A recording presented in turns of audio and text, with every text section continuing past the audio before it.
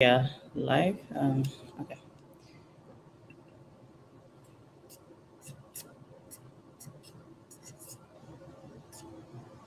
Good morning, afternoon, and evening to all of our viewers in your respective countries. My name is Nyanthon Hothmai. I'm a moderator for this discussion today. Just a bit of myself. I'm a program officer and policy analyst at the Sud Institute, and my area of expertise is in energy and climate change. In addition, as some of you might have seen recently, I'm a founder of Enjoy Your Space, a social media platform where I create content and video about cleaning organization to support women in managing their homes. Our topic of discussion today is about access to affordable, reliable, and sustainable energy in South Sudan. The question is, is this affordable? Is it affordable, sustainable? And for here, the electricity, why we chose this topic today, electricity is a key for poverty elevation, economic growth, and improving living standard. Increase electricity in a country, improve education, entertainment, health, comfort, and protection of our society. Electrification in a country is an indicative of development level of a country. These mean it serves as a proxy for indicators of wealth and opportunity in a country. So we can judge after later how much of electricity is the government contributing to us in the country. At the end of this session, we hope as our viewers will be more informed of how our energy sector and power sector is governed, what progress has been made since independence, how prices are set to buy electricity, and where is electricity generated and how does that affect our environment. With me on this studio today are incredible panelists to discuss this topic. Here we have Engineer Charles Banaba Kinsaga. We have Engineer Abola Irene Jerry Fabona. We have Engineer KG Michael. To join us as well will be Nyamaj Hothmai, and we have Engineer Abaja Sarah. Before we jump into our discussion, I would like to read for you a brief background of each panelist in our studio today. First, I will start with Engineer Charles Banaba Kinsaga. He has a master's degree in communication system and digital signal processing from University of Bristol in England, and Bachelor of Engineering with honors in electronics and electrical engineering at Heriot-Watt University in Scotland. He has been at the forefront of communication system revolution, having participated in the design of many high-tech communication systems such as 3G and 4G. He has had much skills as senior system software engineer with a vast experience of system and software development for communication system at senior level. Lastly, he is also well-versed with defense and computer information system gained through working with many projects in the UK and now in South Sudan. Welcome, Engineer Charles. The next panelist is Engineer Ambola Irene Jerry. She has a Bachelor of Engineering with honors in chemical engineering from the University of Technology, Petronas in Malaysia, and an energy and environmental engineering from University of Flensburg in Germany. Currently, she is working as a director for Eastern Energy, a South Sudanese renewable energy company. She previously worked as a process engineer for SIPET and a consulting process engineer for GPOC, and as a researcher at Flensburg University in Germany. Also a technical coordinator for Beneficial EV in Germany. Lastly, Irene is currently pursuing a second master's degree in wind engineering at Flensburg University of Applied Science. Next, in the studio, we have Engineer KG Michael. KG has a bachelor degree from Juba University, College of Engineering and Architect, with specialization in power system. She works with South Sudan Electric Corporation, and also she's working with Juba Distribution Company, JETCO, as electrical engineer, where she is a service center manager. With us as well is Nyamaj Hothmai. Nyamaj has a bachelor degree in natural resource management from African Nazarene University in Nairobi. She is the founder of Future Savers Network and the chairperson of Consortium of Youth Organization for Local Intervention. Nyamaj is currently working as a section head for safety in NILPET Corporation. And currently, she's pursuing her master's degree in natural resource management and environment studies. Lastly, but not least, we have engineer Abijah Sarah. Abijah Sarah is electrical engineer who also holds a master's degree in human rights and local governance. She is a passionate women's rights activist who has served in humanitarian aid, assistant work with several NGOs. She currently serves as executive director of Women Partner for Health, for Women Partners and Health. I welcome you all, our panelists in the studio. So I'll jump in straight to our question. And the first question goes to you, Honorable Charles. Our first question is, what institutions, we know to have an electricity, we have to have institutions in place. What are the policies? What are the regulatory and legal framework that are currently in place that is governing our electricity sector in South Sudan? And I'll pass that to you.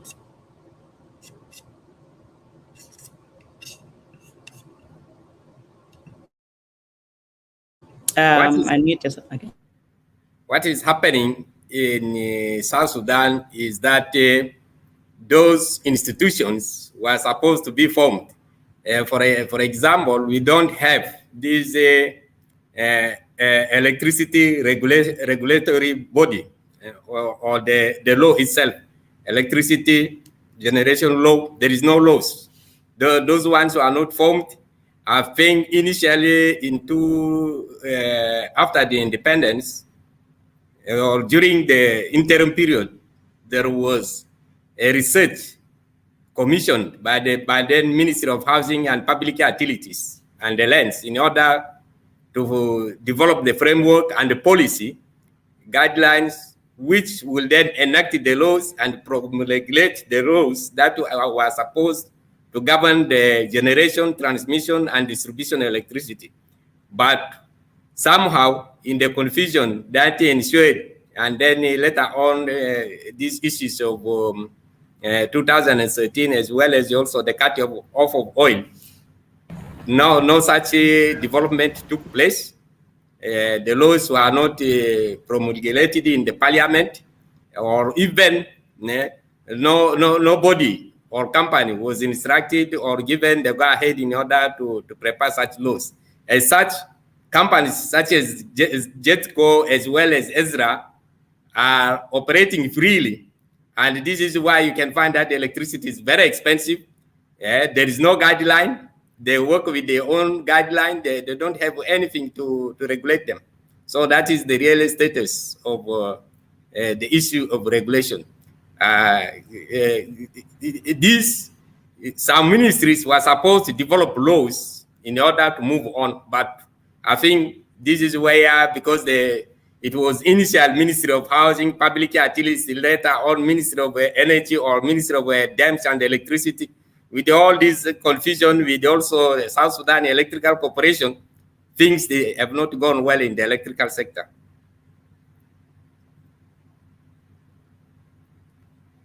Hello? Yes. Just as a follow-up questions, what are some of the institutions? I know we have the Ministry of Electricity and Dam, we have the South Sudan Electricity Commissions. What are some of the institutions that are currently involved in power generation, starting from the policy, which is the policy agency, from whoever is generating, who's distributing these electricity, and who is managing it? What are such of the institutions that are in at the moment? Yes, previously, until recently, the electricity was mostly generated, transmitted, and distributed by the South Sudan Electricity Corporation. But after the failure of South Sudan Electricity Corporation, where the darkness came over all Juba, I think people agreed that they have to give this to the private sector. But before they developed the laws, that was Ministry of electricity and the dams. And those private sector, the contributors who are part of it, the South Sudan Electricity Corporation, and then the company that they set up in order to generate and transmit the power, which is Ezra. So from the start in 2005, we had this South Sudan Electricity Corporation that used to provide cheaper, but they were having about 10 megawatt power plant. That power plant was always unreliable. Also, the network, the distributing system was very old. So there were efforts a number of times in order to upgrade it, and those ones didn't succeed. So in the end, people agreed that before they could form the laws or the bodies such as the electricity law, as well as the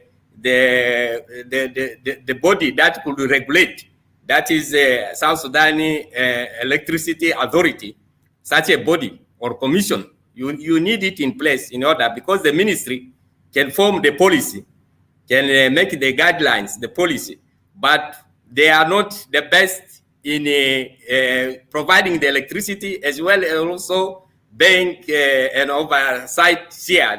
They cannot manage these two things together. So that is where we have these issues, that today we have electricity, people are crying from the cost of it. It is not sustainable in this way or even reliable. Thank you.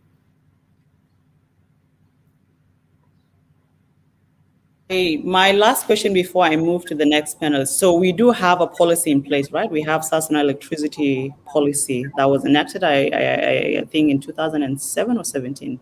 Am I correct? Hello? Yeah. Policy? Yes, we have a policy in place, right? Well, you can have a policy, but policy cannot control the service providers, the utility providers. You need a law, you need a body that is able to control them, to put in specific conditions under which they can work, under which they are to provide the electricity, how efficient, where how much, and the efficiency of such a power that is to be provided. You need the laws to define it.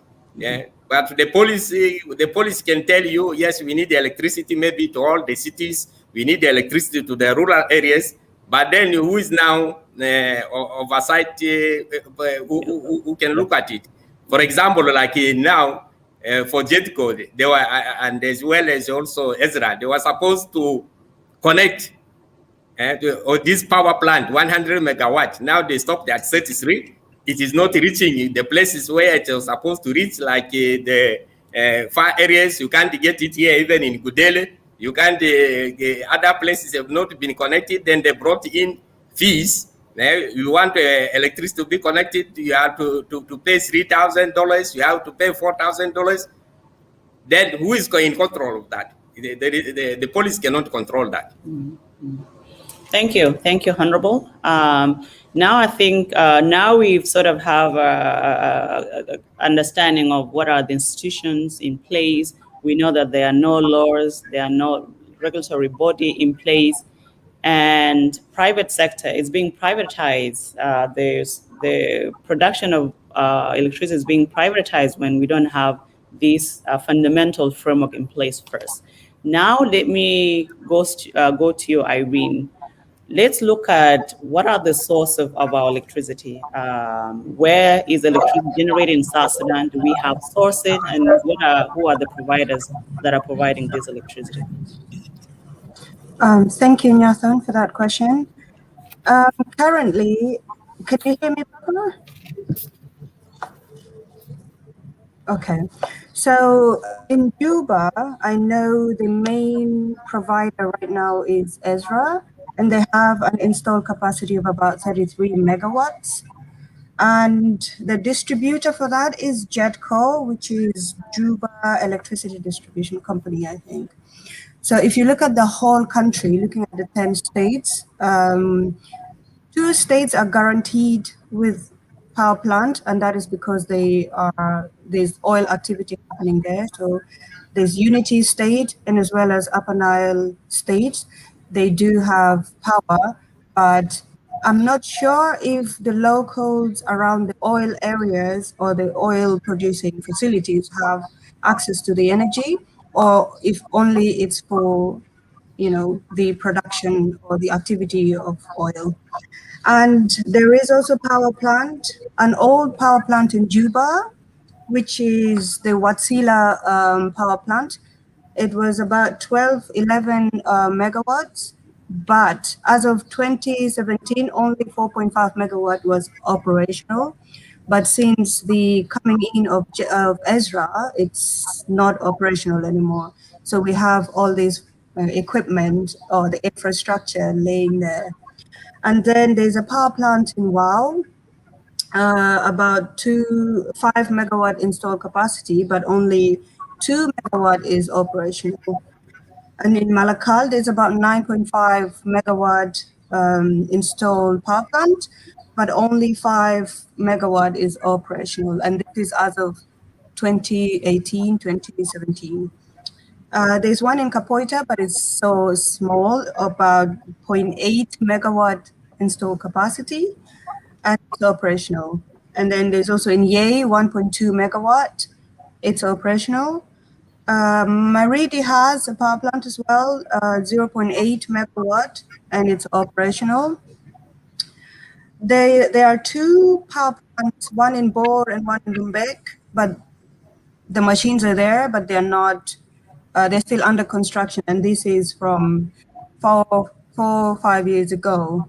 So I think that is where electricity is produced currently, I would say. And the main distributor, of course, is JETCO, and that's in Juba. But the other states, I'm not sure how they're handling their distribution. Yeah. Oh, thank you. Thank you. That's the answer. Just as well, just as a comment, I remember I went to one of the oil field in Upper Nile, and actually the local areas, that place, I think that's in Poloch actually. That place had more electricity more than Juba. The people who are living around there had access, even in their Tukul, they had access to electricity. I'm not sure about other oil producing areas, and I'm not sure about the other place. And if anybody have knowledge on that later, you can give us that comment. So as we have just seen, and most of these sources are these are generators. Yeah, these are 100% fossil fuel. Fossil fuel. Yeah. Okay. And I was going to jump to the environmental impact of our sources, but I think is Nyamach on, or has she dropped off? Okay. So I'll come back to Nyamach. Now I'll jump to, I'll talk about the electricity access, and I'm going to go to here, KG. We've just seen, yes, we have different sources of electricity in each state, how small they are, and as well in major towns like Wau, Bor, and Juba. So in total, as somebody who works within this industry, how many South Sudanese are currently connected to electricity, either in Juba, or if you have knowledge as well, in addition to other area where electricity is being produced, and how much percentage of this it's in total of the population?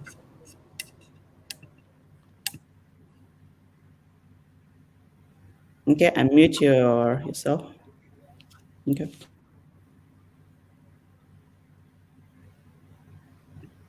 We still can't hear you, KJ. Hello? Yes, and yeah, I think you need to unmute. We can't hear you. Okay. Hello. Yes, go ahead. Yeah. Thank you. It's only 20,308 are connected, which is 38.6% of Juba town dwellers. So only 3.9%, 3.9% is population estimated to have access to electricity in South Sudan, which when we consider other towns like such as Bor and Rang, because Bor and Rang are the one operating recently now, they are operating. So the other towns, they are not, because they are not, like Yei is not under South SSEC, which is safe. Like Kupoita is not under South Sudan Electricity Corporation. It's private. It's not, they are not like those of Israel and these things. So the all total access to electricity in South Sudan, it is 3.9%. And so 9%. So would only the South Sudan Electricity Corporation is only based, is only supplying Juba, has not extended to other parts. I'm not getting you. So I'm saying, so the South Sudan Corporation, yes. Can you hear me? Okay. Hello? Yes? Okay. Yeah. Can you hear me? All right, let's move. I'll come back. Yeah, I can hear you. Okay, so I'm saying, so South Sudan Electricity Corporation is only supplying power within Juba. It has not extended to other part of the state. Is that correct? What? Is it only supplying Juba electricity? Are you supplying any other thing? We just lost KG. Nyamat, I'll jump to you and I'll come back to KG when she's back on. Nyamat, we've just heard from Irene that the major source of our electricity or power in South Sudan is fossil fuel. And being an environmentalist, I just want to ask from a get-go before we go into other depth of our discussion, what are some of the environmental impact that is associated with fossil fuel being the major source of electricity power in South Sudan?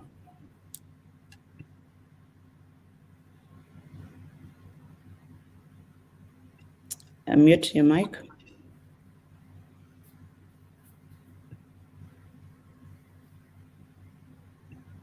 You need to unmute yourself. Huh? All right. Okay. Thank you so much for having me to be one of the panelists in this. We know electricity has great impacts on the environment because there is so much link between electricity and the environment. When we are constructing those power plants, we are actually constructing them on the environment with all the forms of electricity generation, be it hydropower or these big generators that are used, like the case of Ezra. All of them are using natural resources like coal, we have crude oil, and many others that are being used. So in this case, there is extraction of natural resources that will have direct impact on the environment, which will lead to habitat loss of our species, and damage also. If it's hydropower, will have a lot of impact on the aquatic life, like pollutions. And then extraction of these resources also lead to depletion of already scarce resources on the world. So there are numerous impacts. The generation of electricity also have a lot of impact on our air quality. As we know, burning of fossil fuel like coal and crude, it releases a lot of CO2 and other pollutants like sulfur dioxide and nitrogen oxide to the environment. And this one, when they accumulate in the atmosphere, they actually trap the sun heat, which is now causing the global warming that we are talking about, and hence resulting in climate change that it's obvious in our time. There's a lot of deforestation also to get the materials for providing this electricity. We have extraction of materials like minerals to supply, for the transmission and distribution of power to reach the end users. Yes. Thank you. And I, as well, in addition, right, since we have generators, the noise that generators make at night as well, that's by itself, that's a pollution as well to our environment. So thank you for that very much. I think I'm going to go. I'll come back to you, KG. There's one question, very important question. I want you to answer for us. But I'll go to Engineer Abaja Sarah. I really want us to know now, coming into the details of how we use this little, as KG just said, that we have 3.5% of the citizens that are connected. How much of this electricity are customer consuming each month?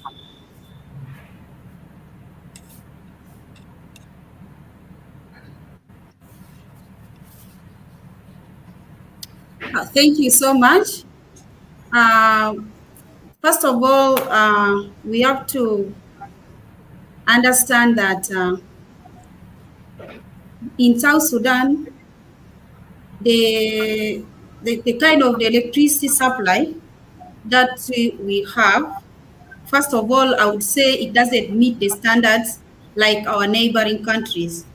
Why would I say this? We have reasons for this.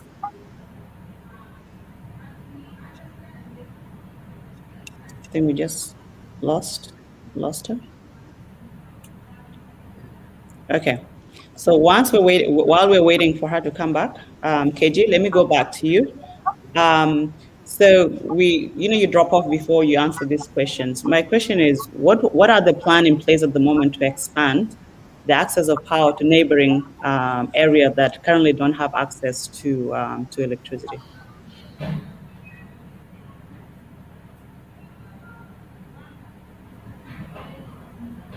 Unmute yourself.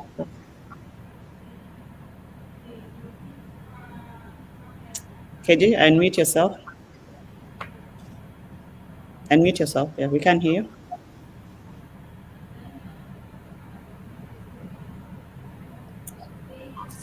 Okay. Yeah. Yes. Yeah.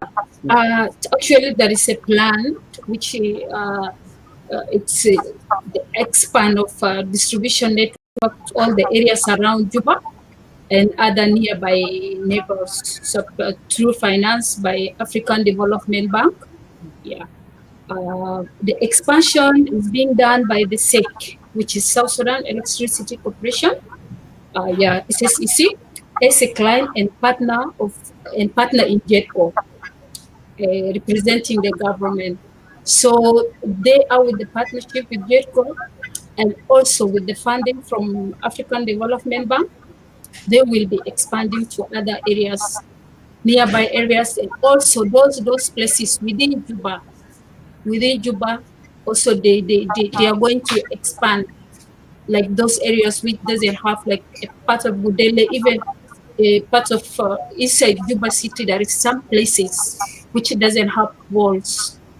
So with the funding from African Development Bank, they are going to do that. They have the plan to do.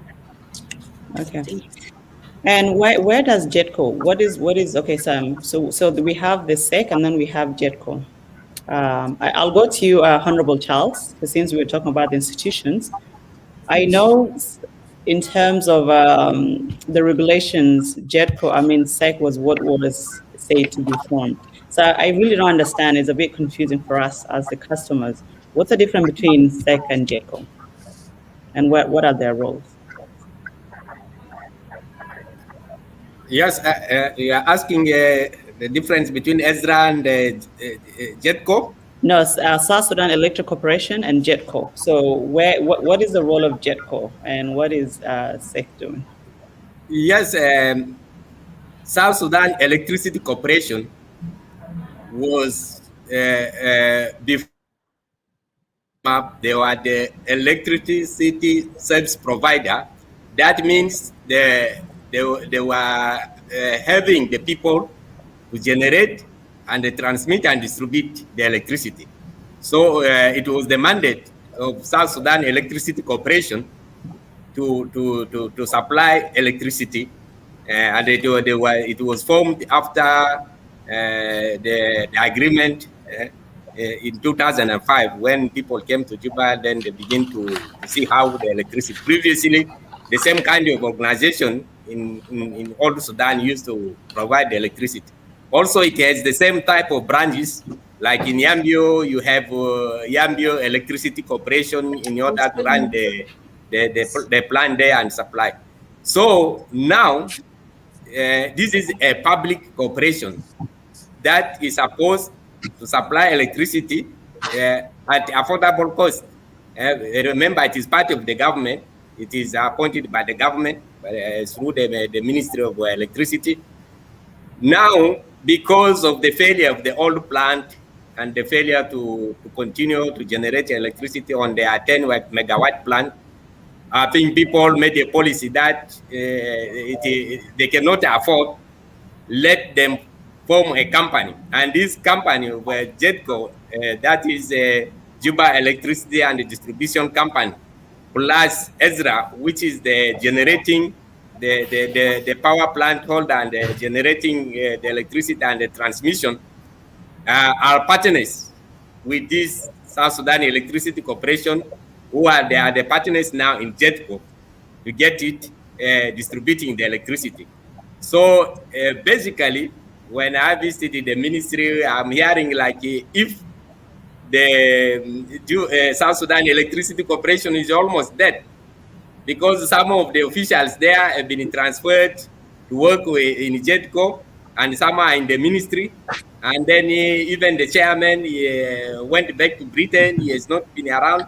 So it seems the South Sudan Electricity Corporation in Juba is not effective anymore because of this company, JETCO, as well as also the officials being transferred, because they became, of course, in order for you to be earning a living, you should be doing something. So if people are just staying with the idle there in the building without doing anything, then they were not even given the role to regulate or supervise the company, because they are they become shareholders in the company. So that is where JETCO is coming from. Thank you very much. And that as well, that speaks to you, KG, right? Because now, as when I was reading your bio, she is working at South Sudan Electricity Corporation at the same time as well working at JETCO, right? So yeah, I see what Honorable Charles is talking about. It seems that we still don't have Acha back on. But I think the most important question here, and I'm sure what most of our viewers want to really know today, is electricity affordability. There's been a lot of complaint that the electricity being generated is too expensive for just regular citizens to afford. So back to you, Honorable, as we wait for Abja, that what is the tariff, what are the prices structure for residents, what are price structure for commercials and government institutions? How much are citizens really paying, and is this really affordable? Yes, thank you, Apon.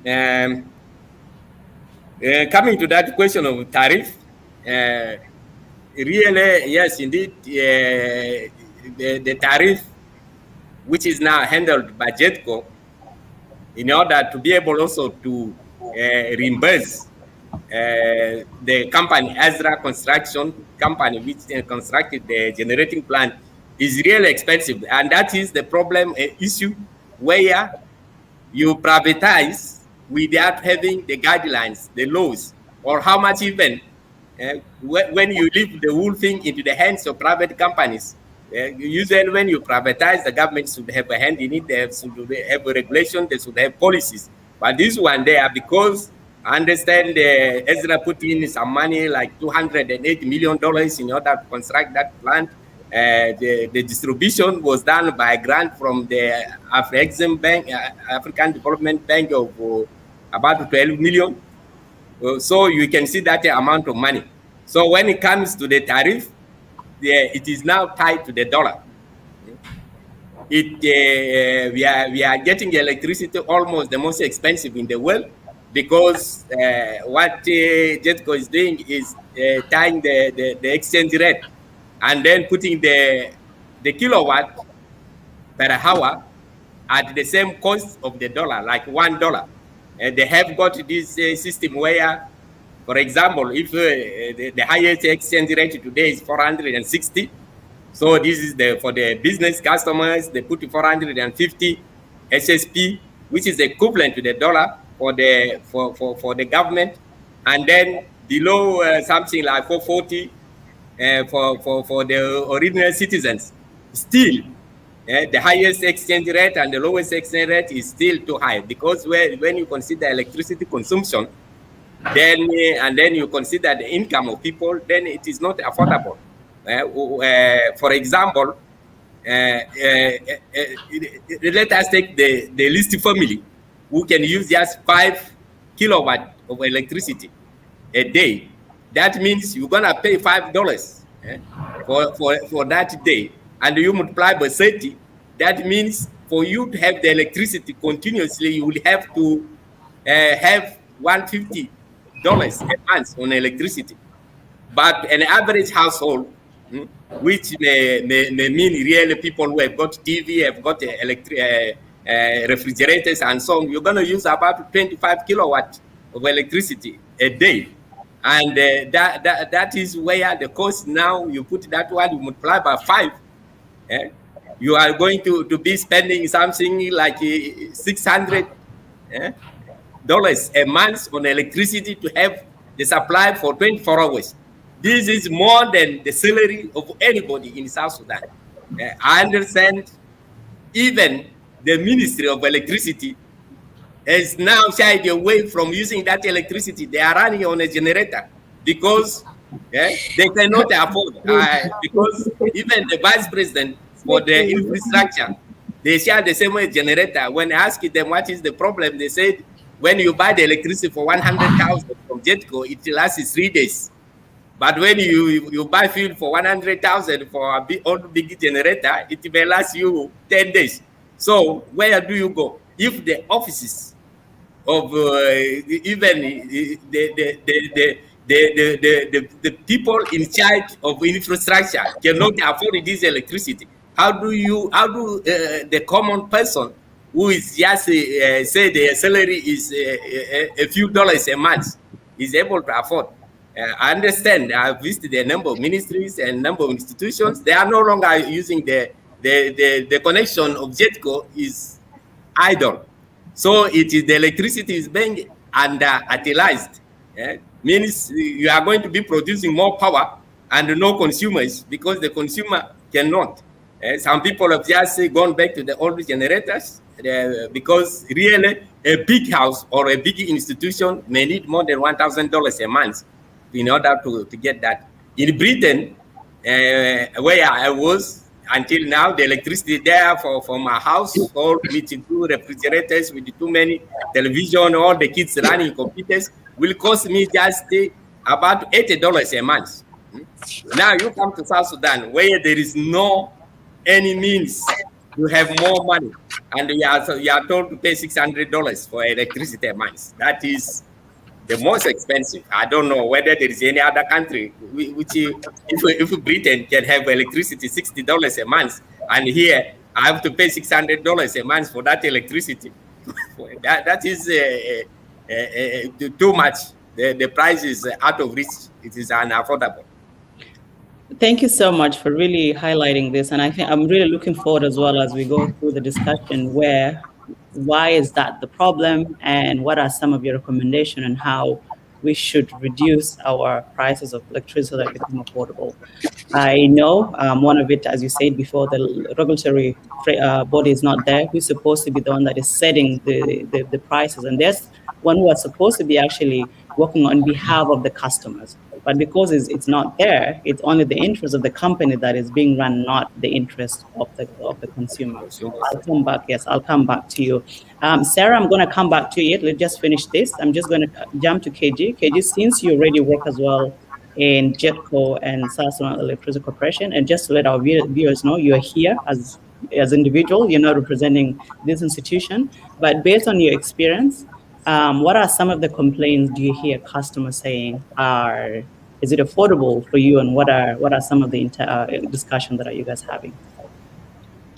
Actually, as Engineer Charles say, it is not affordable because of the tariff. But also, I can say the tariff is not that JETCO is the one giving the tariff. The tariff was given to JETCO by the government because it has to be discussed. JETCO doesn't have anything to do with the tariff.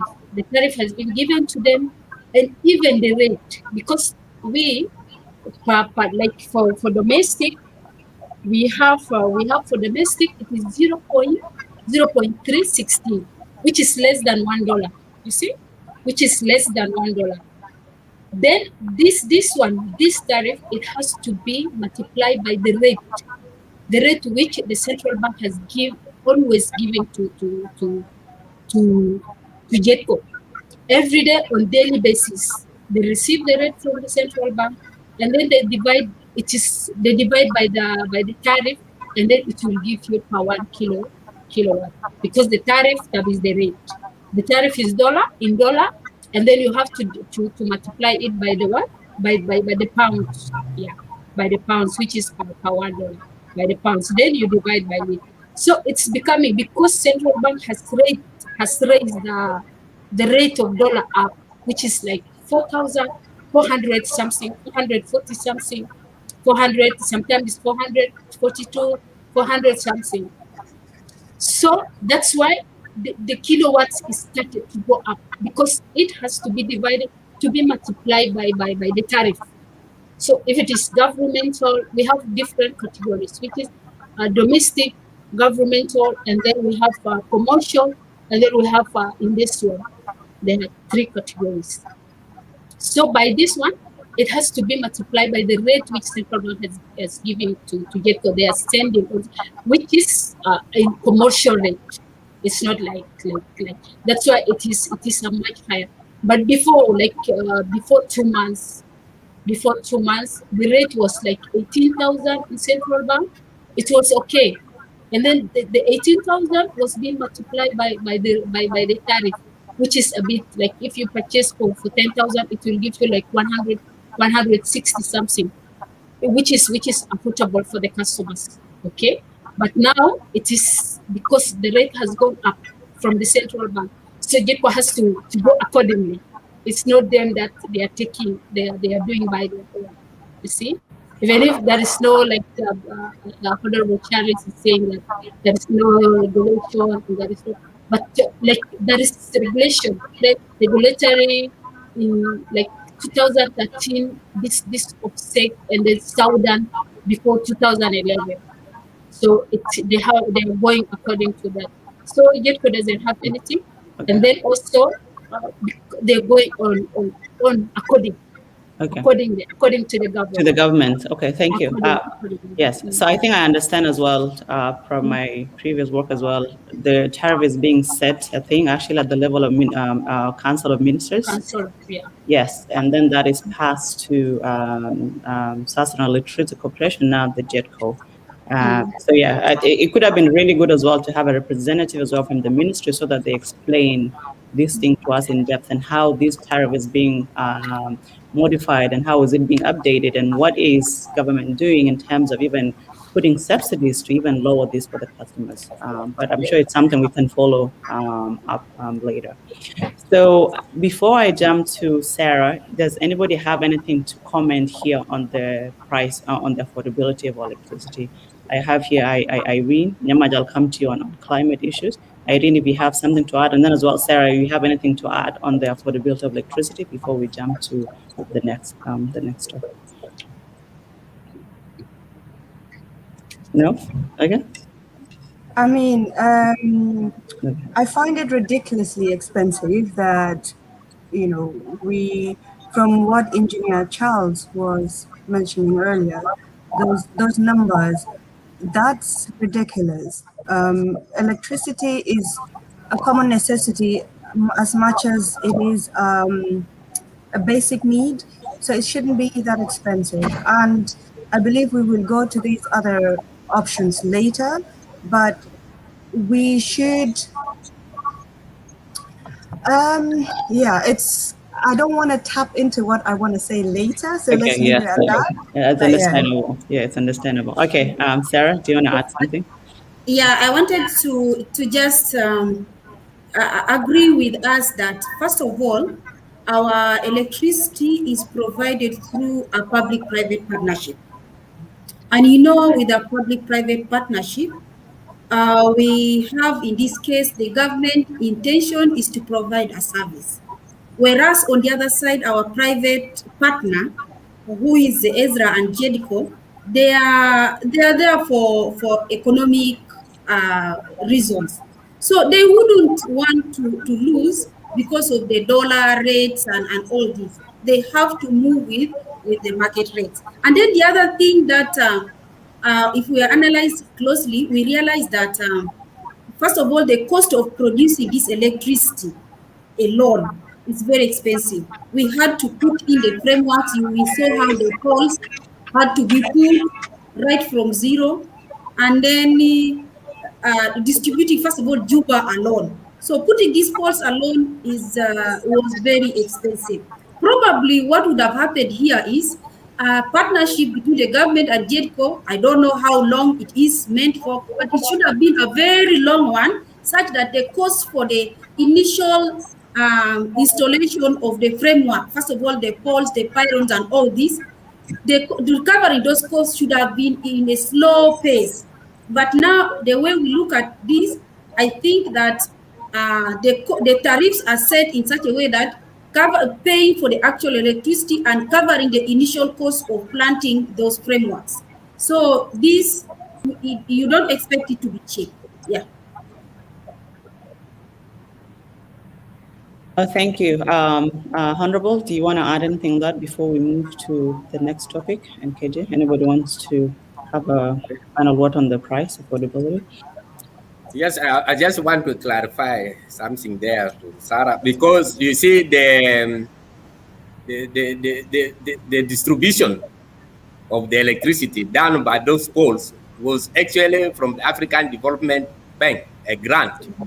We are not supposed to pay back. They received the $12 million for that. The real issue with the Ezra is with the Ezra, who said they spend so much money to purchase the equipment, and they also use special fuel, this fossil fuel, in order to generate the electricity. So every month they need millions of dollars in order to buy that fuel, to make sure it is always there for running the generators. So that is why for them, they only look in order to make a profit, the money must be more than in order to produce a profit margin. And that is why the cost is so. That is why the Ezra is giving JEDCO some standards to be met. How much money they have to collect.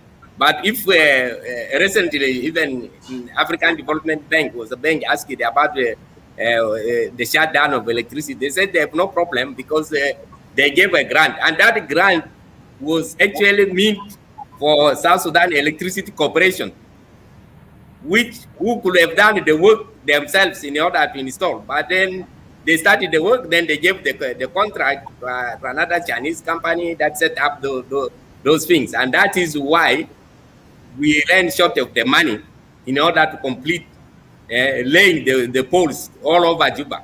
Because it was meant original for South Sudan Electricity Corporation. Then they later on, they gave the contract to another company. You know, this Chinese company, they will take more money. And they ran short of covering, because the first initial calculation was that you will have the distribution network all over Juba.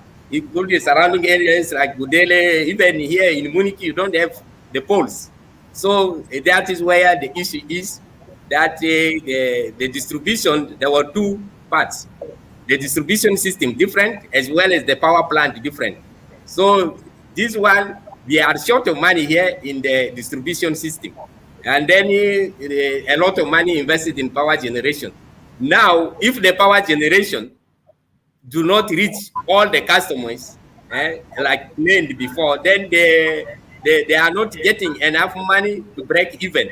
As such, the present customers who are already connected for free are being charged a lot of money. And when you ask for a new pole in order to connect to you, they say the pole is finished. We have to buy a new one. Even they bring the old one and sell it for you. Yeah, $3,000, $4,000 to connect to you. That is too much. Yeah. So that is the situation of how the things are really in the electric sector. Thank you. Okay, can Yes, and I see you nodding your head. Yeah, go ahead. can I say something? Because like you're saying about the polls and these things, you see, like Engineer Charles is saying, there is some areas in like Muniki, some parts, or even in the same area, there is the road, they jam the roads. Okay, so instead to wait for the second phase, instead to wait for the second, because you're seeing your neighbor is enjoying electricity and then you don't have. So instead of waiting for the second phase, which is from African Development Bank and the SIC, okay, then they are going to JETCO. So JETCO and Israel, they have their poles, which they make with their money. You see, which they make with their money, they bought with their money. So it's not going to be for free, right? So it's not going to be like a less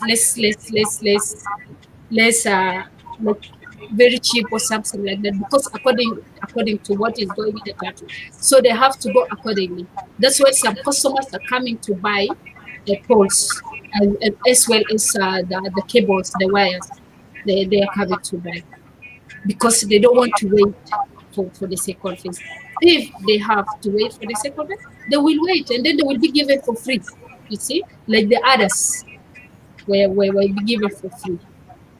This is, and also for Sarah, I wanted to say something like, you say Gitco is giving like in the rate of market. They are not selling in the rate of market.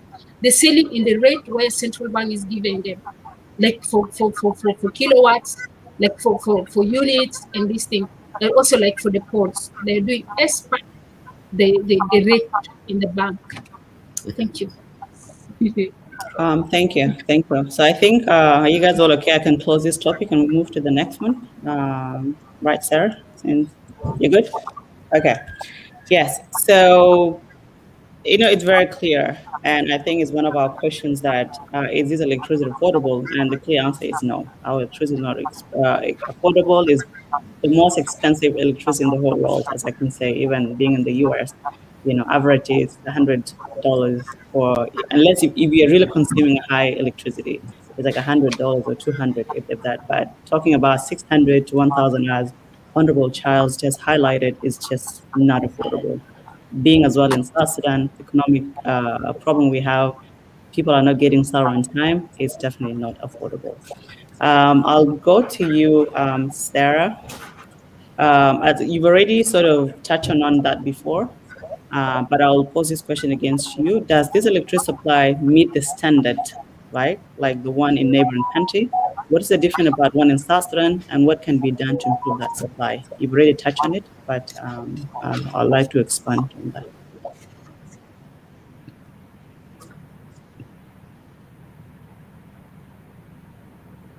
Oh, yes. As I had started explaining earlier, I said that I would say that our electricity does not meet the standards.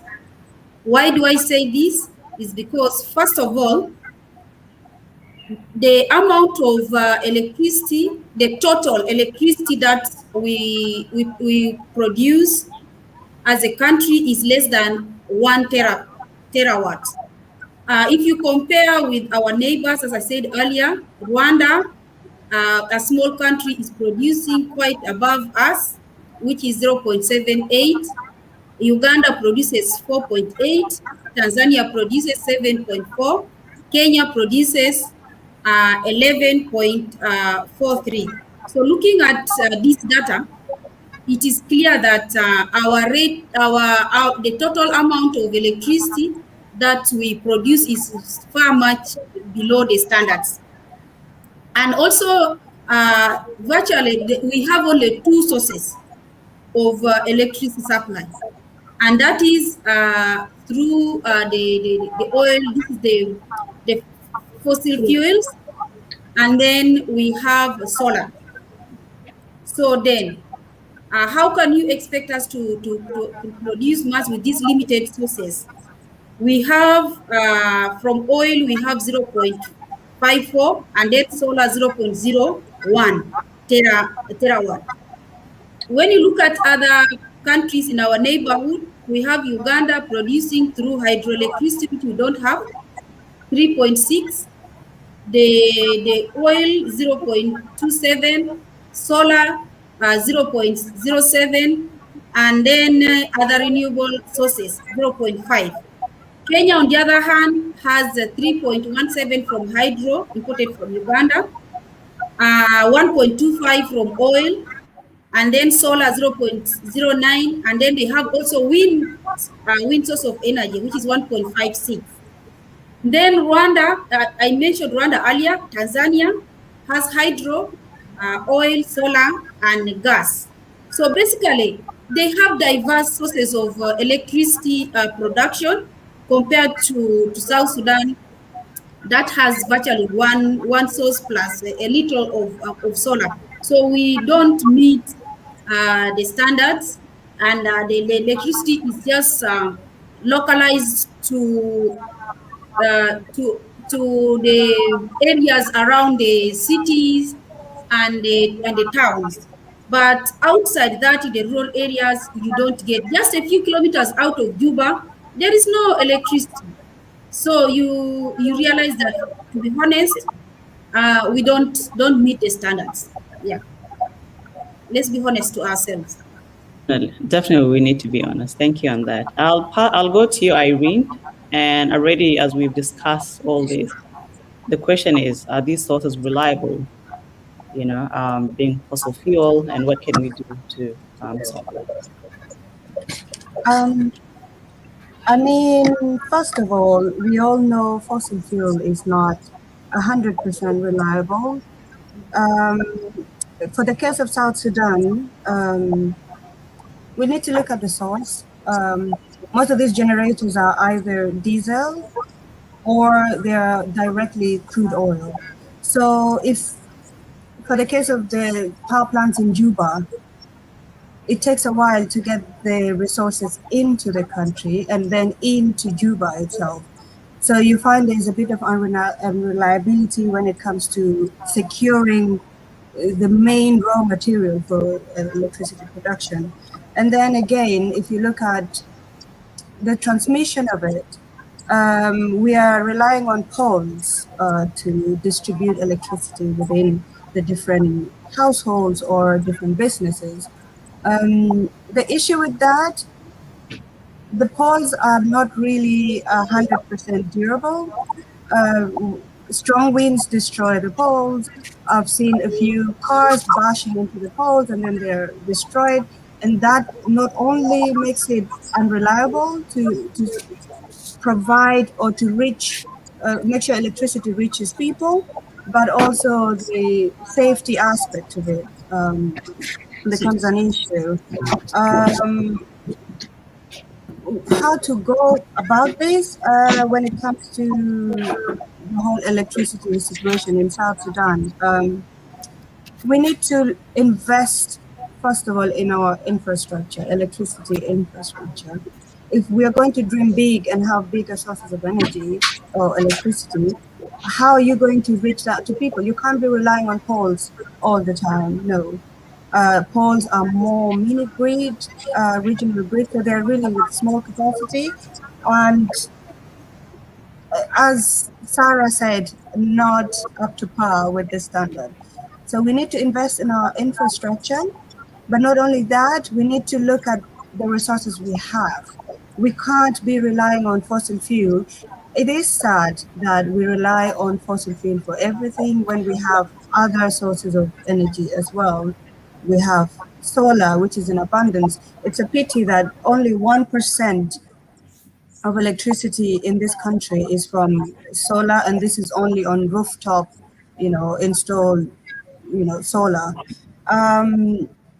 We have the hydro. Yes, they say there's a bit of geopolitics playing in there, but I think we as South Sudan, as South Sudanese, We need to put our interests first before we think about Egypt and then before we think about the other countries. We have so much resource of hydro, enough to supply every citizen in this country cheaply, but also enough to lead us towards industrialization to some extent. We'll have factories coming up because without power, we can't produce anything in this country. We'll be importing everything from the neighboring countries or wherever.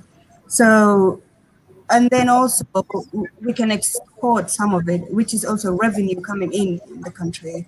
I think we need to look towards that direction. As an energy engineer, normally if you're designing energy mixes or the hybrid system, because South Sudan cannot go fully 100% renewable, it's expensive and we don't have the money for it. Even though we get funding or grants, it's still not enough to go 100% renewable or green. We will still rely on some fossil fuel for some time. So that means we need a base load that is reliable, and hydro is the best base load there is. As an energy engineer, I can for sure say that hydro and bioenergy or biomass, those are the best base load. So when you have a base load that is secure, you can have your fossil fuel coming in to fill in the gap where there is insufficiencies or whatever, and then you can have with solar and with wind and other type of renewable energy, there's also that problem of intermittencies. What I mean is it's not constant. At the same time, you have a certain capacity. So that depends on if at certain hour there is strong wind and then there's low wind, and then with the solar during the night there's nothing. So if you have a base load, you will also cater for some percentage of the demand. And then also, you have the battery system coming in, which is expensive. So the base load, if you use hydro or bioenergy, and a bit of fossil fuel, because climate change is a real issue now, so we can't really be 100% fossil fuel. So that would be my take, that we need to invest, not only in, it's not we are relying on every region is just fending for themselves when the whole country collectively has enough to supply everybody. So we need to collectively think about a national grid rather than poles or transmission lines. So then you have people in the north where there's limited resource of hydro, you have a national grid that can extend it to them. We also need to think about us, as I said, first, before we think about Egypt, because now Egypt is a problem when it comes to the hydro situation. But we are South Sudan, and then we need to also fight for our own needs, put our citizens' needs first. Egypt is more than 80% electrified, and look at us. We are about hanging on a thread between 1% to 20%. Thanks to Ezra, we have pushed a little bit towards the tens, but we were 1% electrified, and we are still letting Egypt kind of dictate us moving forward with hydro dam development. That would be my take. Thank you. And before I jump to Nyamaj on the environmental perspective of this, I'm going to go back to you, Honorable Charles. As she's just said that hydropower basically is the best option for South Sudan. What is the status of electricity in South Sudan? Do you think we can generate electricity from Numili, which is based on hydropower, that can supply whole of South Sudan? What's your take on that?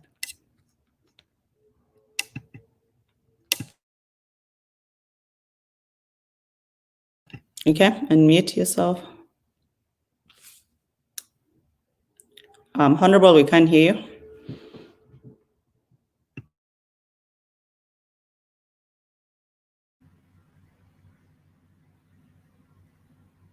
Hello? Yes, we can hear you. Okay, good. Yes, I mean, there is the rapids there. I don't think politics can play much on that one, because you're gonna put your turbines just on that rapids, the fall there, which is fuller fall. That one have got a capacity of almost 800 megawatts. That is more than what we have, less than 50 megawatts we're producing in the whole of South Sudan. Today, if we've got 800, you can. But the cost is 1.5 billion, according to previous studies. In order to get that fuller dam turbines running, 1.5 billion. You will need also the infrastructure of distribution.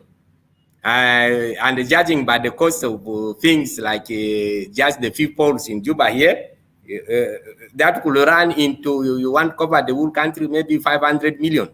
So you are looking at something like 2 billion to get it, the big dam there, the big fuller falls to generate you electricity.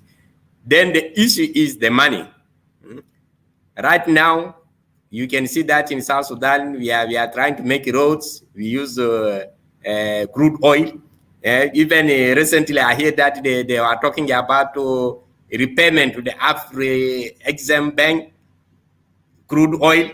So it means we are cash strapped. We don't have real money now. The money is all gone. People are beginning to pay things in crude oil, which is for the future. In the end, we shall have all the oil is gone, and now no money is coming into the country.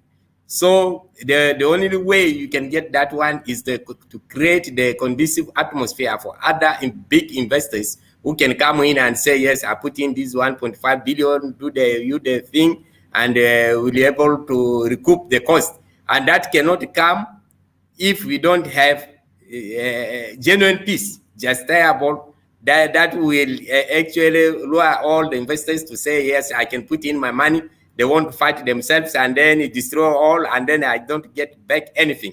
I think so. The main issue is this peace to attract investors in, and if we have a durable peace and also show that South Sudan is a place where you can invest, and then the development will be there, because you don't want to get the example like Ezra. You put the money in, and then you find the cash-strapped citizens who cannot pay you the money you want. Then what do you do? So, and then it is very clear that we don't have the money. I don't really cannot count on the government to say they can put in 1.5 billion today for that one. And that is why the Ministry of Electricity and them have not been talking about it. Because when you can say, I've got a project, a plan for this, but where is the money? Let us come first of all with the money. So that is the issue. That is why we're gonna rely just on this fossil fuel, maybe a few renewable energy sources, like what the other engineer was saying, maybe from the sun, from the wind, other things, in order to push us a little. Once we have that ground for development, then it can attract, one day it can bring somebody who can say, yes, I can put in the money to that tune in order to, but yes, it is just a dream now to say really somebody can get up and have that dam constructed tomorrow. I don't think so. Thank you. Thank you. Definitely things are not looking good for us for a while until we fix our economy. Nyamach, before we go to the environmental day that was just celebrated a few weeks ago, from the climate perspective and environmental perspective, do you have any addition in terms of what are some of the reliable sources of energy? Is this optional? If you don't want, you can jump straight to the celebration of the environmental day.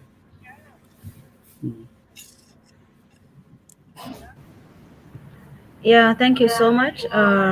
The source of energy are already articulated by Irene, which is the solar energy, the hydro energy. We also have geothermal and wind at some point that we can also use, that can save us from the use of fossil fuel. Because Ezra is actually getting its heavy fuel from Nile Petroleum, which is actually produced in our mini refinery in Unity State. And the infrastructure is a problem for it to get here to Ezra.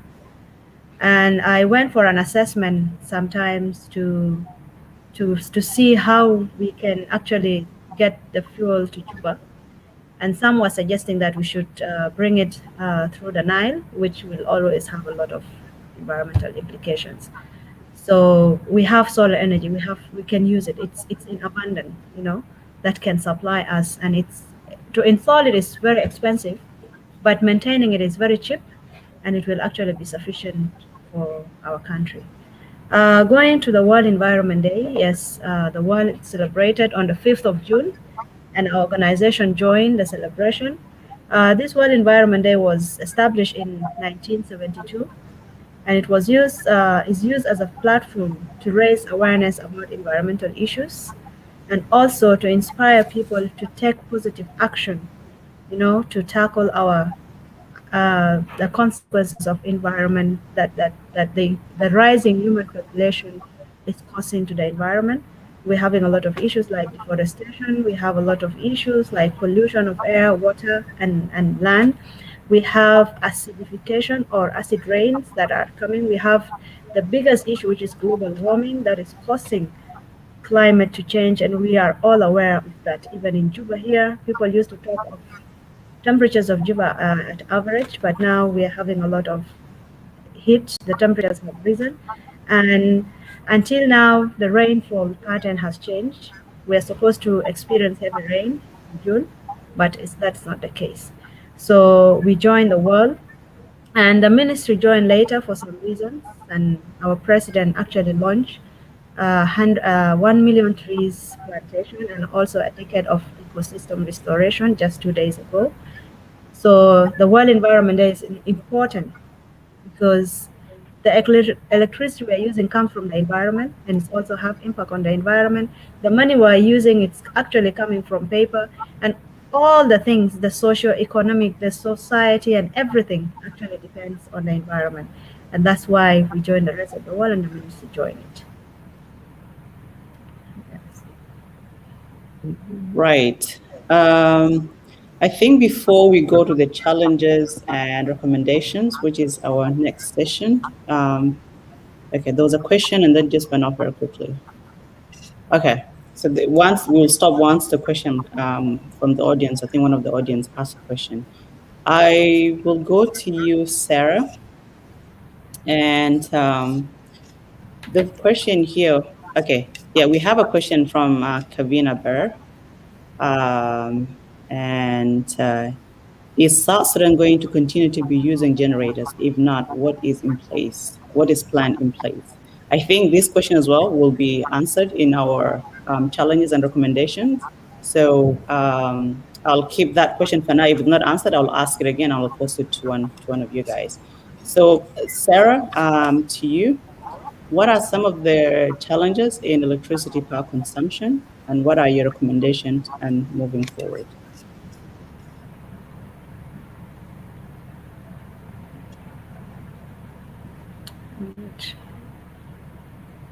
Unmute yourself. We can't hear you, Sarah.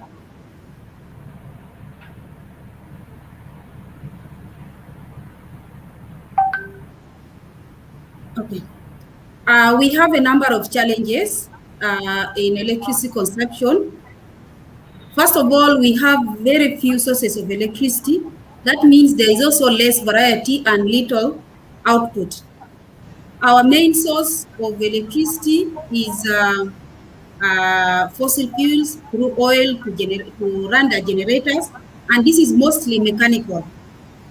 And this, because it's a mechanical process, it needs a lot of servicing, servicing the machinery because of the heating, causes the failures of the turbines. In this case, the stators and the rotors of the generators during the internal combustion. So all these accumulate into higher costs as higher costs of production, as it was already highlighted earlier on.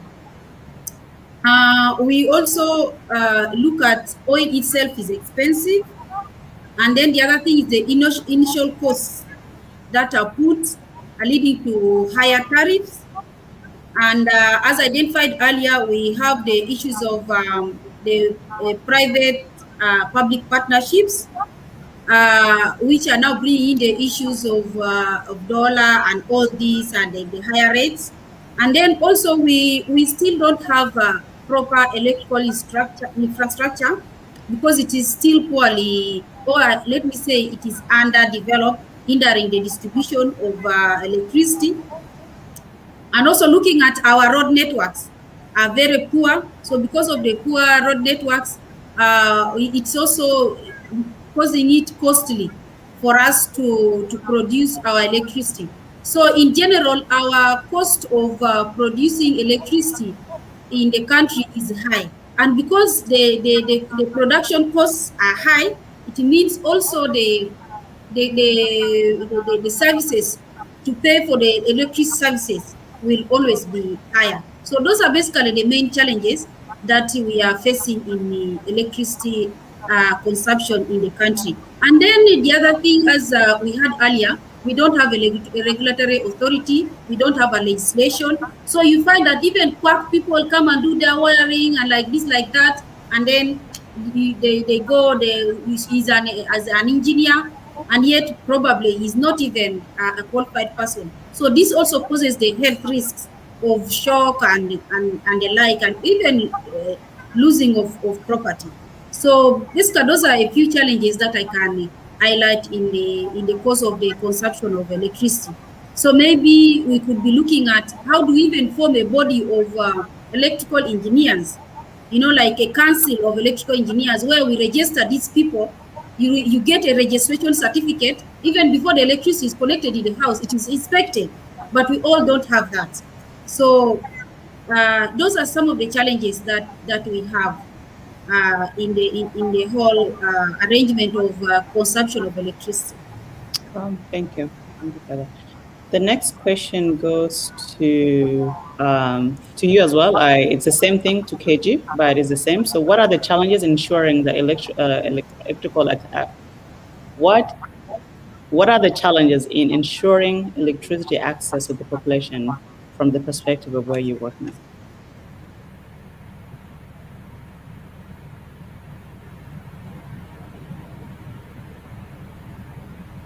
Unmute yourself. Yeah. Okay. KJ, yeah, we can hear.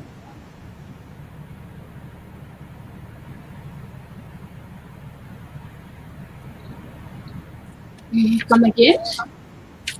So what are some of the challenges in terms of electricity access to the citizens or population, either in Juba or outside? And what are your recommendations?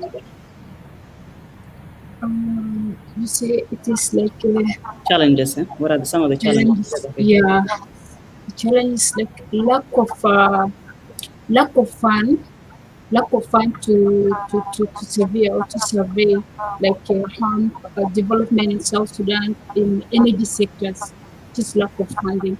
And secondly, the primary challenges it is like in the infrastructure deficit of it. And then also lack of a streamlined legal framework to clearly the like democrate the role of each institution, also the role of each institution, and also insecurity. So insecurity, it's blocked investors to come and also like to help them in this to clear these challenges. Awesome. Thank you. Do you want to do you have any recommendation to make right now, or you can make out of them? How can we solve this? Yeah, this one, it can be through the government can help, and if there is like I say, there is funding, it can help also. But for all, it is a government has to do that one. Government, like engineer Abalo, she was saying the best option is the hydro, or it is solar energy.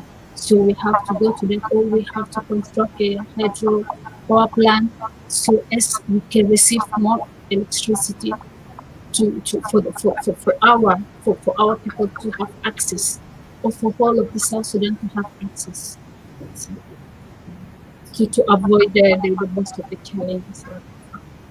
Okay, so let's move to just one second. I'll move to you, Honorable Charles. What are the challenges in ensuring affordable electricity? What are your recommendations? And the next question, straight somebody to jump after you. I'll go to you, Irene. What are the challenges with the current source of electricity? What are your recommendations and moving forward?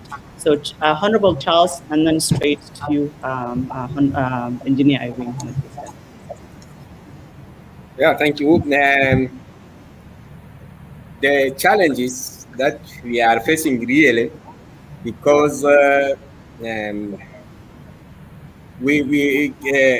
since 2005, people have talked about policies. They've talked about how to put a legislation in place, and then this will never happen. We dare to putting that legislation in place for the national electricity law. It is very, very difficult, because if we want a private service provider to provide, you need something to start with, and your law will be able to help to give the guidelines. And without this, we will find ourselves in the challenges whereby somebody will come and set up anything, and then it does whatever it wants. I think it is not new that in Juba here, even government buildings have been set on fire because of poor standards. I mean, even with the power plant now, you have heard about houses catching fire because either the power was too much into even transformers on the road were burning initially. So these are all because of lack of standards and the lack of legislation. So we need this in place. Second thing is the government shouldn't have hurried to privatize before the laws. In other countries where the private companies are not doing well, you nationalize again, you take over. I think nationalization of or bringing back South Sudan Electricity Corporation to do things until there are enough regulation, enough infrastructure, so that you can define what those who want to provide from the private sector what rules they can abide with. But if we don't have the infrastructure, and then you just privatize, so somebody will come there, put his own infrastructure. It may be inferior, it may be whatever. I understand. I'm not saying that those of KJ are not doing good work, but many people know that these poles are of poor quality. They are not even reinforced. That is why you see one car, a small car knocking one, it will break into 3 pieces. And that is dangerous. Because falling there, it could also mean what? It can mean it can cause fire because it falls down with power. Other things can catch the fire, the electricity can cause shock. Yeah. So these are the infrastructure need to be there in place. And then you have to have the legislature. You may have the government to come in again and make new policies and set up a new form of ways to provide the electricity, to define the new roles for both the private and the government sector. Otherwise, we are going to go into deeper problems. And I think even after some time, you'll find that the Ezra or Jetco will have problems. They may even close just the same fate that followed South Sudan Electricity Corporation. Because when you don't have the right material for the consumers, in the end, the public shy away from you, and then you don't get the money, you can't keep up with the costs, and then you collapse. So this is some of the recommendations that we should really tackle the legislature and the infrastructure initially before we go that we are privatizing things. Thank you.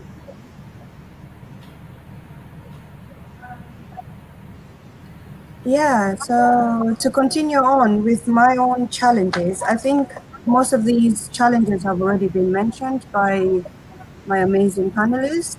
We can all agree that, politically and economically, we are very unstable. Infrastructure is almost zero.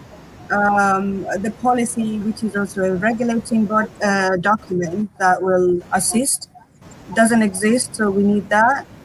To add on, I won't go back to what has already been mentioned. I will just add on maybe two more. Something that we all ignore. There's a huge lack of awareness when it comes to electricity, importance of electricity, and some. I can give an example. A neighbor of ours, Jetco came to put up poles. So when they did their plan and the demarcation, then the pole was near his house. He had an issue with that. He said he doesn't want anything to do with electricity around him. He doesn't want the pole there. And if those people insist on having the pole there, then he's going to hurt them.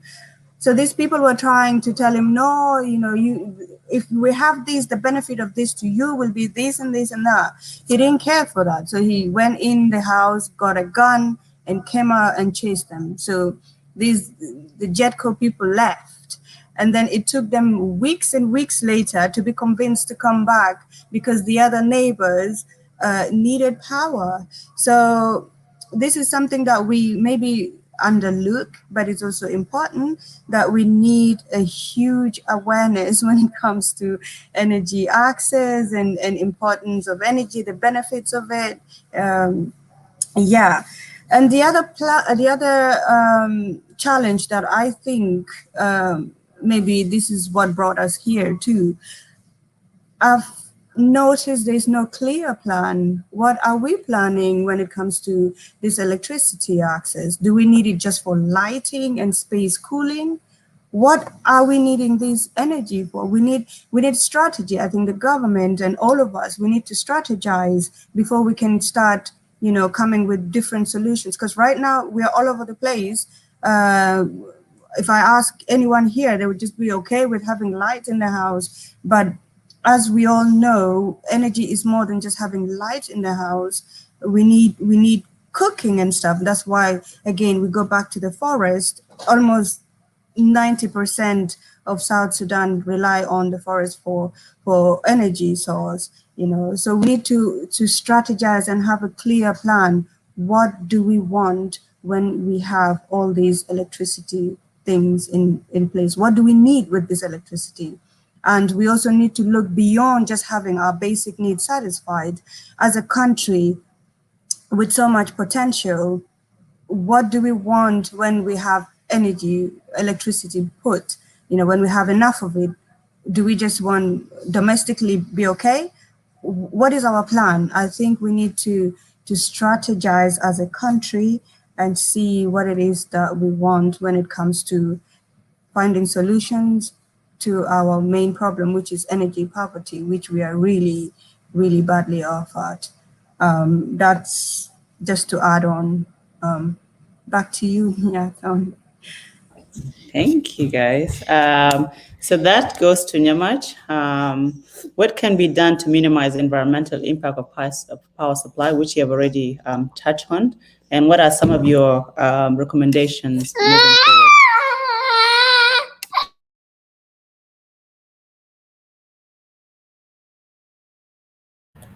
Yeah, thanks one again, Nyanthon. The things to be done to minimize environmental impacts of electricity generation. First of all, we actually have to consume with care. Consumption is very important. Hello. Yes, we have to use our energy efficiently.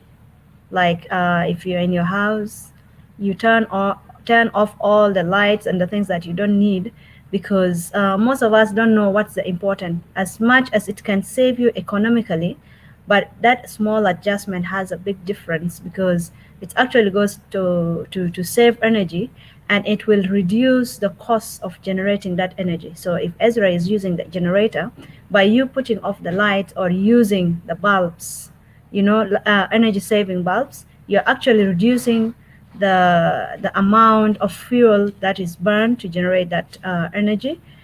For one person, you might think it's not significant, but just imagine you and I and other million South Sudanese using that one, that's life-saving, the energy-saving bulbs and putting off our lights when they are not necessary. We put off our generators. That one actually reduces the production costs, which reduces the pressure on extraction of natural resources and also reduces the amount of greenhouse gases that is released to our environment.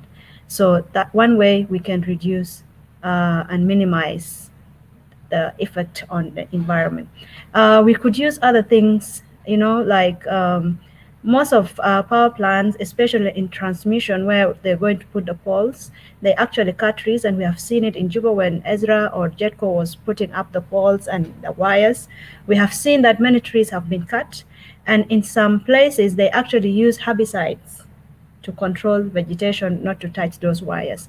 So we can also discourage the use of these herbicides and also discourage the cutting of trees, and maybe we find good infrastructure to transmit and distribute this energy to the place. The other way is in South Sudan, as mentioned by Honorable Charles, that we don't have laws. The environmental bill is still stuck in the parliament for so many years, it's not passed. So the way to hold people accountable in case of any, because I believe where Ezra has put its plant, there's a lot of damage to the environment, to the soil, to the underground water, the way they're getting their fuel, the way it's being burned. Actually, our aquatic environment are being affected because whatever comes out or the spills that they may be having get washed to our rivers and pollute our water resources, which end up also killing our aquatic life. So we need good legislations, and also law enforcement has to be put in place, because we have some acts, we have some laws that we actually adopted from the then Sudan that we can still use, and they need to be enforced, but they're not being enforced. And we need also prioritization of environmental issues, because many projects are coming up and no environmental impact and social assessment done to them for us to know what will be the likely impacts on the environment that are going to take place. And I'm very sure, I'm not sure, but I believe that even JETCO may not be having that, because we don't have, if they have it, then it may have not been done. Maybe somebody's paid and you just say, let it go on, because we don't know the extent to which this company can also impact our environment. We also need management of our resources. Everything we go to lack of funding, but I believe we have enough fund, but they're channeled to the wrong projects. We have people going outside the country for medication, and you'll just find one person is given 100,000 US dollars just to go and treat, I don't know, something like flu. What if that funds is actually directed to environmental issues, to power generation? Then we're not going to have that problem. We can install our solar energy that will cost us less in maintenance. I know it's expensive to put it up, but you will actually get less in maintenance. So what if those funds are actually channeled to the right place to meet our basic needs, because having light is actually a human right. We also need to have good bargaining power as a country, or negotiation. We have the Nile, we are partakers of it, we are part of it, and we are afraid from Egypt to put the hydropower. We can have a strong bargaining power that we know it's all right, we are part of it. So why would Egypt actually dictate what is supposed to be done? So the country should actually, or the region should go into a bargaining or a negotiation where we are allowed actually to use the hydropower that will minimize the impact of this fossil fuel, because hydropower will not have a lot of impact on the air. It doesn't release greenhouse gases. It has some minimal impact on the water, but it doesn't have on air pollution, which actually reduces all these issues of climate change and global warming that we are all talking about. So we need to manage and need law enforcement and all this to minimize all these environmental issues, prioritize environmental issues. In this country, they are not prioritized. If you see our Minister of Environment, actually, you won't even think it's a ministry. For those of you who have gone there, it's actually neglected, and you see their budget in the annual budget, it's actually a peanut. It's something that cannot even secure anything. Yeah, thank you. Thank you. Unless if anybody have their final word or a comment they want to make, I'll give last chance for anybody who wants to say the last comment before I close our session. I could. Yeah, just to just give like a last minute comment. I think we South Sudanese need to know is that we are blessed with so much energy resources. We are incredibly blessed outside of the crude oil. We have abundant of solar, as we all can, obviously see. There's biomass. We have wind. We have geothermal. We have solar, hydro. We are blessed, but we are so poor yet. So that is sad in a way. It's not like we don't have technical competencies or, as Honorable Engineer Charles said, okay, fine, finances are the issue here, but we can be creative enough. This is where entrepreneurship can come into play, creativity when it comes to the technical know-how people. You can be very creative in finding solution, not just heavily relying on donations or funding or whatever. We need to come up with a solution and a plan. We can't just be relying on, okay, fine, the money's not there, so where will it come from? Will we wait until the money comes, or do we find a solution ourselves? We need to think what do we really want, and we can't be depending on funding forever. Yeah. That's my take. Yeah. Honorable Charles, do you want to say something? Unmute yourself. We can't hear you, Honorable Charles.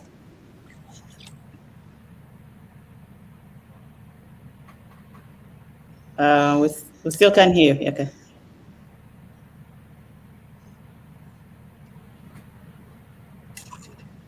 Hello? Yes. Okay. Yes, I was saying one of the challenges we have, why the things are very expensive, as mentioned by Engineer Abalo also, is the lack of the people fail to use their own expertise. Ghana recently had to do away with all the Chinese engineers, and they said this is saving them $3 million a year, because one of the things, when we want to do something, we immediately think of the foreigners. We are trying to put our think tank together. I mean, the same thing can be done cheaply within. If you put your own local engineers together in order to do things, I've seen previously, like what you are talking about, the legislation. I did the legislation for the telecommunications laws, and I found that, I mean, some of the foreigners who worked on it charged something like $200,000 just to work on this law, and they were paid. But when I worked on one, I received only something like $5,000. But then it was quickly and smoothly and taken to Parliament. You will not think of hiring your local people to do this. Like if we are talking about a general electricity law today, you might find people still running around and bring foreigners to go and write their own laws, which is not good. So this is one of the issues. And then the other issue is the peace that we should encourage, that this implementation go on, because then it will create the conducive atmosphere for us to be able to do the things, to plan, and be able to put in place all the policies that can be able to allow us to put together the energy needs of our country. I think these are the important, some of the issues we can tackle. Thank you. Thank you, Michelle. Sarah, KG, anybody with any last comment? And then Nimat? Okay. So Sarah, Nimat, right? And yeah.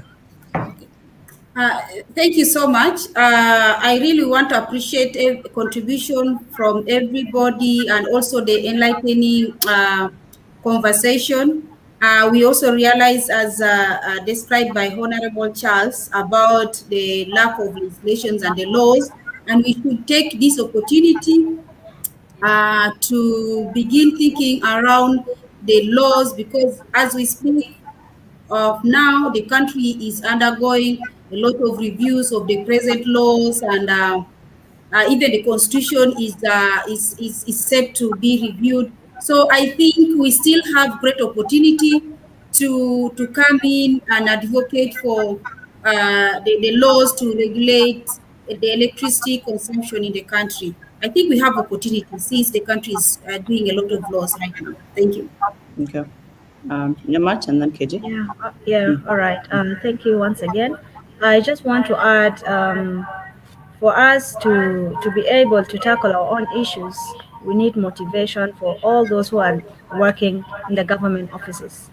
There is a need for revision of all the salaries, because many people have gone to NGOs, they went to private sector, because whatever is being paid to them, it's actually not enough. Just 1,500 SSP or 5,000 cannot cater for anyone. So we have actually lost expertise because of lack of payment or very low salaries that do not actually come on time. Some of them went even to do casual work, but these are engineers, these are doctors, these are people who can really give a lot into the country. So we need these people to be paid well so that they are motivated to work and do something for their country. For example, when we install the traffic lights using solar, after some few months, most of them were stolen. You see, theft came in, and the same people who are supposed to protect them, I'm sure no normal citizen will come at night and climb in that place unless it's somebody who is in uniform or something like that. So this one is the low payment that led to all that, and now we don't have the traffic light, which we're using the solar system. So we really need revision of all the payment for civil servant, and they have to be motivated. Thank you. Okay. Lastly, ask KG.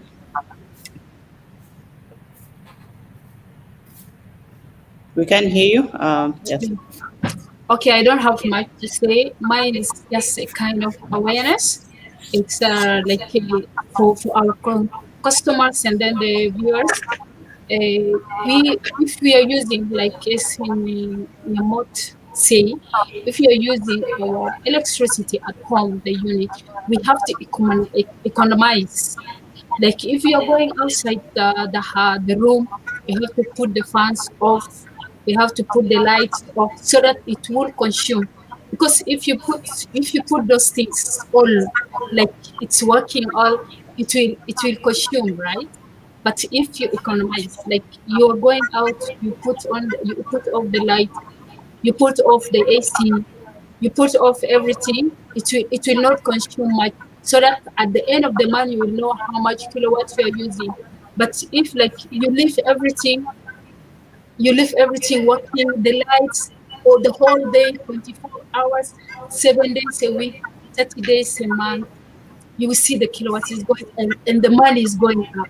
And then you will just come and blame Jetco is doing that one, Israel is doing that one, which is not good. So it's depend on the consumers. So the consumers has to economize their consumption so that they will come every time to buy, or they will know how to use their kilowatts.